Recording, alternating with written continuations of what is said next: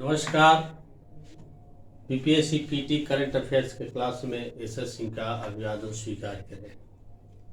आज जनवरी 2022 और दिसंबर 2021 की कुछ विविध बातों को मैं जिक्र करूंगा। सबसे पहले यह 26 जनवरी है और 26 जनवरी गणतंत्र दिवस के रूप में मनाया जाता है, क्योंकि 26 जनवरी 1930 को पहला स्वतंत्रता दिवस मनाया गया था, आज़ादी के पहले ब्रिटिश भारत के समय। उसी की याद में 26 जनवरी को ही भारत को गणतंत्र घोषित किया गया। गणतंत्र घोषित इसलिए हुआ भारत क्योंकि 26 जनवरी 1950 को भारत के अंतरिम राष्ट्रपति डॉक्टर राजेंद्र प्रसाद को शपथ दिलाया गया था और शपथ दिलाए थे निवर्तमान भारतीय गवर्नर जनरल, जो अंतिम गवर्नर जनरल माने जाते हैं, सी राजगोपालाचारी ने शपथ दिलाया था। और उसी दिन पूर्ण रूप से संविधान भी लागू कर दिया गया था, इसीलिए गणतंत्र दिवस मनाया जाता है। लेकिन यहाँ याद रखिएगा कि संविधान से गणतंत्र के यहाँ मतलब नहीं है। यहाँ गणतंत्र का मतलब है कि राष्ट्रपति डॉक्टर राजेंद्र प्रसाद शपथ लिए थे, क्योंकि गणतंत्र का मतलब ये नहीं होता है कि जिस देश का संविधान लागू हो जाए वो गणतंत्र हो जाएगा। ब्रिटेन का भी संविधान है, ऑस्ट्रेलिया का भी संविधान है, न्यूजीलैंड का भी संविधान है, वो भी जापान का भी संविधान है, वो भी किसी दिन लागू हुआ होगा, तो क्या वो गणतंत्र है? ऐसा नहीं है। इसीलिए गणतंत्र का मतलब होता है कि जिस देश का राष्ट्राध्यक्ष प्रत्यक्ष या अप्रत्यक्ष रूप से चुना जाए, जैसे फ्रांस है, अमेरिका है, वे गणतंत्र कहे जाते हैं। नेपाल भी गणतंत्र है, श्रीलंका भी गणतंत्र है। तो इस तरीके से, और संयोग की बात है कि क्योंकि 26 नवंबर 1949 को भारत का संविधान अंशतः रूप से लागू हुआ था, इसीलिए 2015 में संविधान दिवस 26 नवंबर को शुरुआत हुआ, न कि 26 जनवरी। तो ये है संविधान के बारे में और गणतंत्र के बारे में। और एक चीज और बता देते हैं कि एक मूवीशाला ऐप है, उसको आप लोग डाउनलोड कर सकते हैं। SNSC0671 ये कोड है मेरा। इस पर भी क्लास शुरू है, ऑनलाइन क्लास।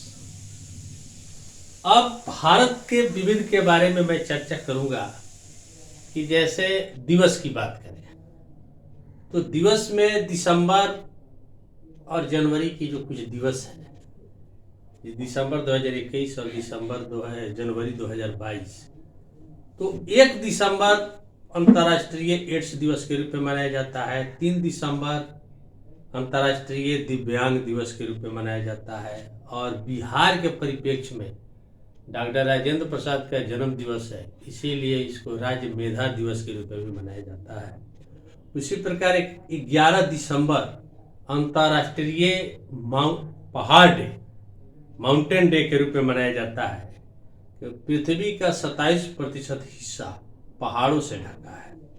उसी प्रकार 18 दिसंबर अंतर्राष्ट्रीय अल्पसंख्यक दिवस के रूप में मनाया जाता है।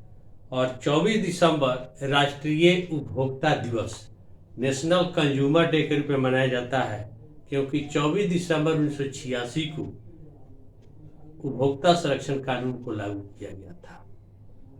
लेकिन यहाँ याद रखिएगा ये एक अंतर्राष्ट्रीय उपभोक्ता संरक्षण दिवस है, वह है 15 मार्च। और एक 25 दिसंबर को सुशासन दिवस के रूप में मनाया जाता है, जो क्रिसमस डे के रूप में है। सुशासन दिवस अटल बिहारी वाजपेयी के जन्म दिवस के चलते वर्तमान सरकार ने घोषित किया था। उसी प्रकार अगर दिवस की बात करें जनवरी का, तो 9 जनवरी प्रवासी भारतीय दिवस, ये अटल बिहारी वाजपेयी के समय में ही 2003 से शुरू हुआ था, लक्ष्मी मल्ल सिंघवी कमेटी के सिफारिश पर।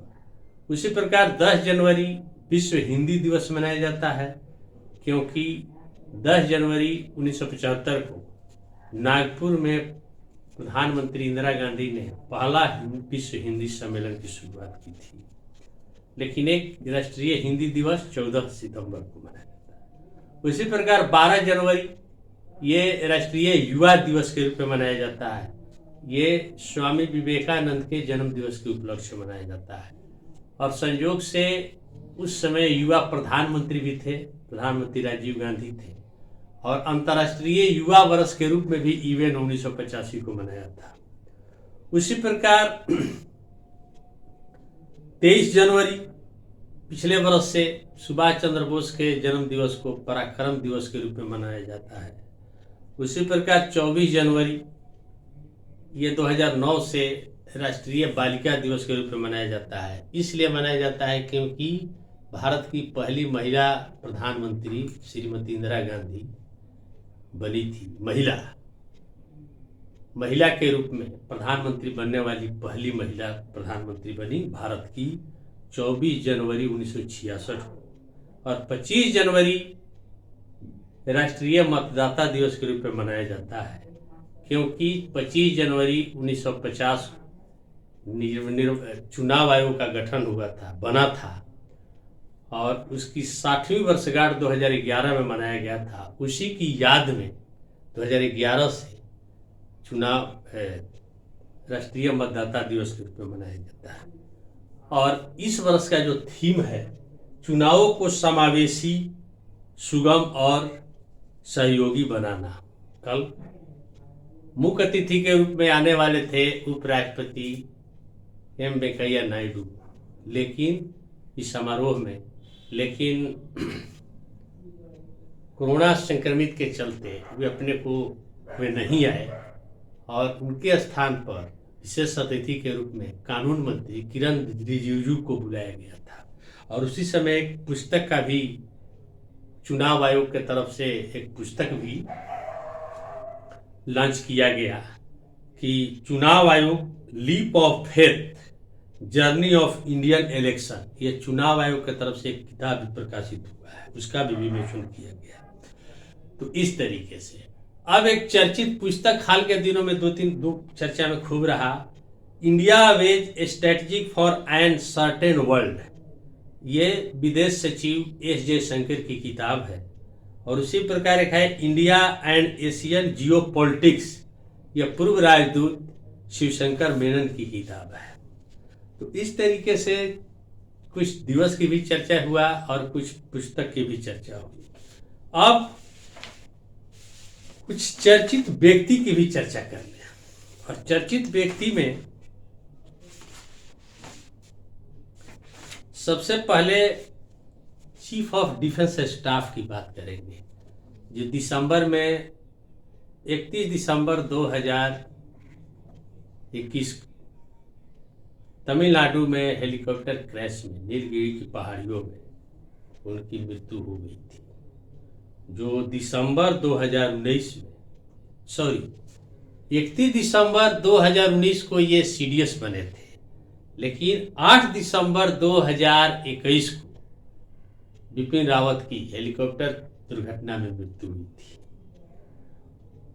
तब सवाल यह है, और क्या करने जा रहे थे? तो ये तमिलनाडु के वेलिंगटन में डिफेंस सर्विसेज स्टाफ कॉलेज में छात्रों और शिक्षकों को संबोधित करने जा रहे थे। इसी बीच में नीलगिरी के पहाड़ियों के पास उनकी हेलीकॉप्टर, जो नाम था रूसी निर्मित हेलीकॉप्टर था, जिसका नाम था MI-17V5 हेलीकॉप्टर, जो अत्याधुनिक हेलीकॉप्टर था, जो दुर्घटनाग्रसित हो गया। तो पत्नी सहित उनकी मृत्यु हो गई, कई लोगों की भी मृत्यु हुई थी। अब सवाल है कि भारत में सीडीएस, तीनों सेना को समन्वय करने के लिए कमेटी बना कब था सीडीएस? तो एक कारगिल रिव्यू कमेटी बनी थी के सुब्रमण्यम की अध्यक्षता में। वही के सुब्रमण्यम है जो एस जयशंकर के पिता थे। तो के सुब्रमण्यम कमेटी के सिफारिश था कि सीडीएस की स्थापना किया जाए भारत में। बाद में चल करके 2012 में एक नरेश चंद्रा कमेटी बनी, उसने भी सीडीएस की सिफारिश की और तब 15 अगस्त 2019 को प्रधानमंत्री नरेंद्र मोदी ने भारत में पहली बार सीडीएस की घोषणा की और 31 दिसंबर 2019 को पहला सीडीएस जनरल बिपिन रावत बने। अब उसी में स्थल सेना अध्यक्ष, हाँ, एक 15 जनवरी को भूल गए थे, 15 जनवरी स्थल सेना दिवस मनाया जाता है क्योंकि भारतीय जनरल करियप्पा जो है पहला सेनाध्यक्ष भारतीय व्यक्ति जो स्थल सेना अध्यक्ष बने, उसी की याद में बनता है 15 जनवरी को स्थल सेना दिवस। तो वर्तमान स्थल सेना अध्यक्ष कौन है? जनरल मनोज मुकुंद नरवणे। अब सीडीएस की बिपिन रावत की मृत्यु के बाद कार्यवाहक के रूप में सीडीएस जो बनाया गया है वे मनोज मुकुंद नरवणे को ही बनाया गया है। वे स्थल सेना अध्यक्ष का भी काम देख रहे हैं। वायु सेना अध्यक्ष कौन है? Air chief marshal AVR Chaudhari और नौसेना अध्यक्ष हैं एडमिरल R हरि कुमार। इस तरीके से इससे भी रिलेटेड क्वेश्चन होते हैं। अब चर्चित व्यक्ति में और हैं, जैसे राज्यसभा में नया महासचिव बना गया है, राज्यसभा का नया महासचिव बने हैं PC मोदी, जो पिछले 3 महीना पहले ही देश दीपक के स्थान पर देश दीपक वर्मा के स्थान पर बनाया गया था PPK रामाचार्यलू, और फिर रामाचार्यलू को हटा करके उनके स्थान पर PC मोदी राज्यसभा के नए महासचिव 3 महीना में बदल गए हैं। उसी प्रकार इसरो के नए अध्यक्ष कौन बने हैं? के सिवन के स्थान पर S सोमनाथ, और नए एक वित्त सचिव भी हैं TV सोमनाथ। रेलवे बोर्ड के नए अध्यक्ष बने हैं विनय कुमार त्रिपाठी। आजकल केंद्रीय स्वास्थ्य सचिव का बड़ी चर्चा आ रहा है कोविड के लेकर के, तो जरा याद रखना है, ये है राजेश भूषण। भारतीय मूल की ब्रिटिश हरप्रीत चंडी दक्षिणी ध्रुव साउथ पोल की यात्रा करने वाली पहली महिला श्वेत महिला बनी। उसी प्रकार इजराइल के एलात शहर में मिस यूनिवर्स 2021 का खिताब भारत की हरनाज कौर संधू ने जीता। तो कभी कभी ये सुष्मिता सेन और लारा दत्ता के बाद ये तीसरी महिला जो मिस यूनिवर्स बनी। तो यहाँ पर एक बात याद रखना होगा कि फर्स्ट रनर अप कभी कभी यह भी पूछा जाता है, तो नागिया फरेरा पराग्वे की, और सेकंड रनर अप लालेला मसवाने ये दक्षिण अफ्रीका की थी। उसी प्रकार कुछ और चर्चा में बातें थी, जैसे हेनली पासपोर्ट इंडेक्स 2022। अब देखिए 2021 को भी याद रखना है, 2022 आप लोग को एक चीज देखना है कि 2021 और 22 बहुत सारे आंकड़े मिलेंगे। तो 2021 का और 2022 का, तो इसमें जापान और सिंगापुर संयुक्त रूप से सबसे मजबूत पासपोर्ट वाले देश बने हैं, और भारत का 2022 वाले रिकॉर्ड में 83वां स्थान है, जबकि 2021 में भारत का 90वां स्थान था। उसी प्रकार वर्ल्ड इकोनॉमिक फोरम का एक संस्था है इकोनॉमिक इंटेलिजेंस यूनिट के world wide cost of living index 2021, माने सबसे महंगा शहर के रूप में इजराइल का तेल अवीव है, और दूसरा पेरिस और सिंगापुर दोनों एक साथ सेकंड स्थान पर है, और सबसे सस्ता शहर है सीरिया की राजधानी दमिश्क। उसी प्रकार एक रिपोर्ट आई है कुछ दिन पहले, रिश्वत के खिलाफ काम करने वाली एक संगठन है ट्रेस, ग्लोबल घूसखोरी ब्राइबरी रिस्क इंडेक्स 2021, माने सबसे कम रिश्वत किस देश में दिए जाते हैं, या रिश्वत जीरो है, वह पहला है डेनमार्क, दूसरा नॉर्वे, तीसरा स्वीडन। भारत का रिश्वतखोरी में कौन स्थान है, तो 82वां। उसी प्रकार कल एक रिपोर्ट जारी हुई है भ्रष्टाचार पर, ट्रांसपेरेंसी इंटरनेशनल, जिसका मुख्यालय बर्लिन में है। ट्रांसपेरेंसी इंटरनेशनल का रिपोर्ट है भ्रष्टाचार सूचकांक 2021 में सबसे बेहतर माने सबसे कम भ्रष्टाचार या नहीं ना मात्र का भी भ्रष्टाचार जहाँ है वह है देश डेनमार्क, दूसरा न्यूजीलैंड, तीसरा फिनलैंड। और इस वर्ष भारत का कुछ सुधार हुआ है, भारत 85वें स्थान पर है। उसी प्रकार एक चर्चित व्यक्ति का और जिक्र करेंगे, लखनऊ घराने के प्रख्यात कथक सम्राट बिरजू महाराज का निधन हुआ। तो बिरजू महाराज को बिहार सरकार ने राष्ट्रीय कला पुरस्कार 2013 बिरजू महाराज को दिया था बिहार सरकार अपने स्तर से। और अभी हाल में पाकिस्तान सुप्रीम कोर्ट की पहली महिला चीफ जस्टिस आयाशा मलिक बनी है।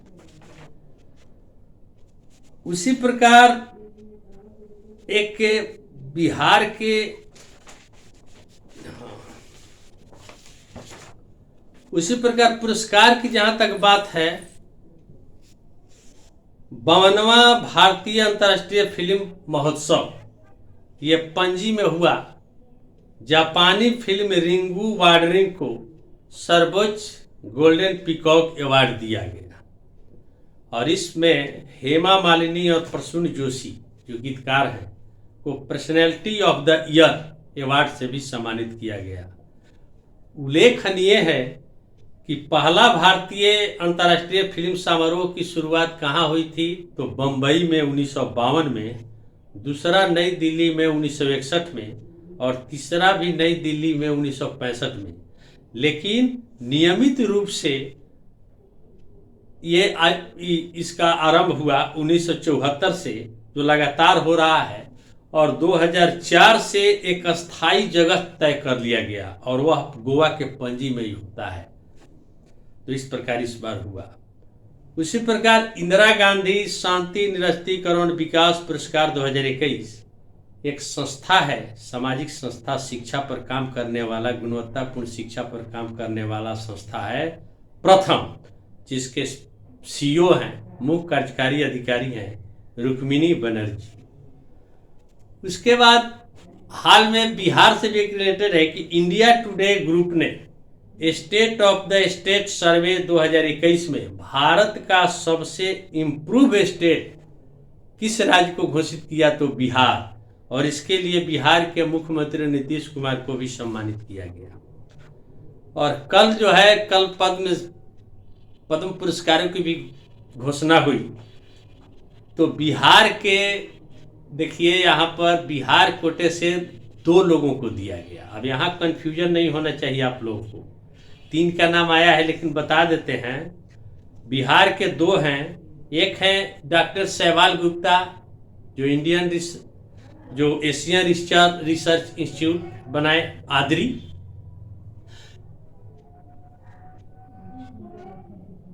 आदरी के संस्थापक हैं, और उनको शैवाल गुप्ता को जो पिछले वर्ष इनकी मृत्यु हुई थी, एशियन रिसर्च डेवलपमेंट इंस्टीट्यूट 1991 में बनाए थे, उनकी पिछले वर्ष निधन हुई थी, तो शैवाल गुप्ता को पद्मश्री दिया गया। और दूसरा जैन मुनि आचार्य चंदना को, जो राजगीर में, ये मूल रूप से महाराष्ट्र की हैं लेकिन यहीं पर ये बस गई, और राजगीर में 1974 में वीरातयन संस्था बनाई, उन्हीं को दिया गया।